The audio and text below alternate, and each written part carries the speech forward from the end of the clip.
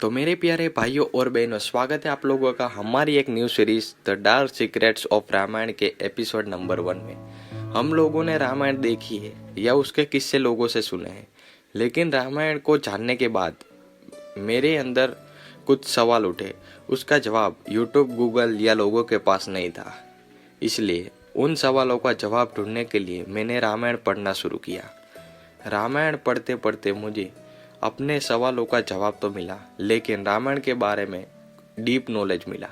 रामायण की कुछ ऐसी कहानियाँ, कुछ ऐसी अनसुनी बातें जानने को मिली जो शायद किसी को पता ही नहीं है, टीवी में भी वो नहीं बताया जाता। तो हमारी ये सीरीज उसके ही रिलेटेड है, रामायण के कुछ डार्क सीक्रेट्स को लोगों तक पहुंचाना। तो हमारी पहला एपिसोड होने जा रहा है मंत्र के बारे में। मैं आपको बताने जा रहा हूँ कुछ ऐसे मंत्र जिससे आपका जीवन बदल जाएगा, क्योंकि भगवान राम का भी जीवन इस श्लोक की वजह से बदल गया था। दरअसल इस श्लोक के पीछे की कहानी बहुत ही दिलचस्प है, लेकिन उससे पहले आप लोग हमारे वीडियो को लाइक और चैनल को सब्सक्राइब कर लीजिए, क्योंकि आपकी एक लाइक और सब्सक्राइब से हमें मोटिवेशन मिलता है।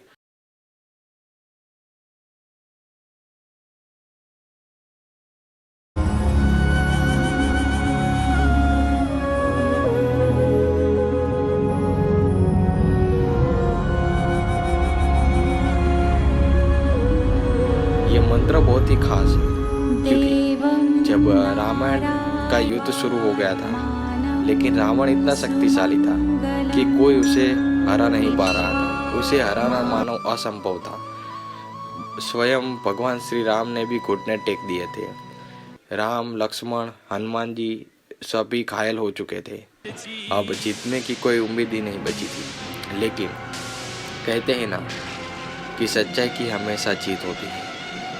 जब वो दोनों बुरी तरह घायल हो गए थे, तभी आकाश में से दिव्य रोशनी होती है। दिव्य रोशनी धीरे धीरे धरती पर आती है, और वो रोशनी होती है एक बड़े ही ऋषि की, ऋषि अगस्त्य की। ऋषि अगस्त्य भगवान को बचाने आते हैं। वो भगवान राम को एक ऐसा स्रोत देते हैं, ऐसा श्लोक देते हैं जिसका जाप करने से भगवान श्री राम की एनर्जी और उसका मोटिवेशन फिर से वापस जाग जाता है।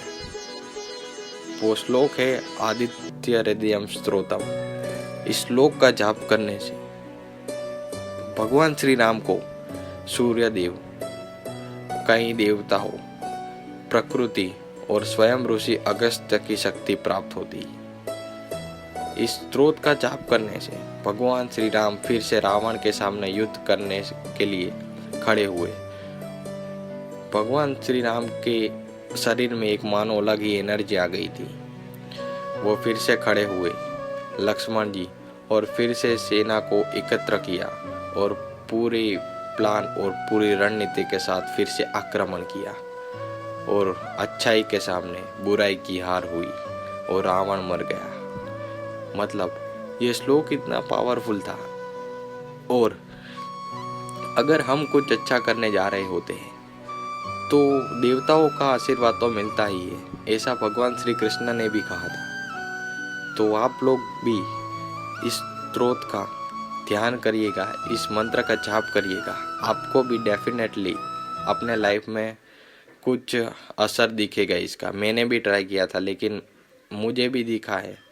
मतलब इसका जो होता है ना, वो धीरे धीरे दिखता है। हम लोग कहते हैं कि हमने ये श्लोक ट्राई किया और डेफिनेटली हमें वो पावर मिल गई, लेकिन ऐसा नहीं होता। रोज़ थोड़ा थोड़ा ट्राई करने से थोड़े टाइम बाद हमें वो जीवन में बदलाव दिखता है। तो ये स्रोत बहुत ही खास है।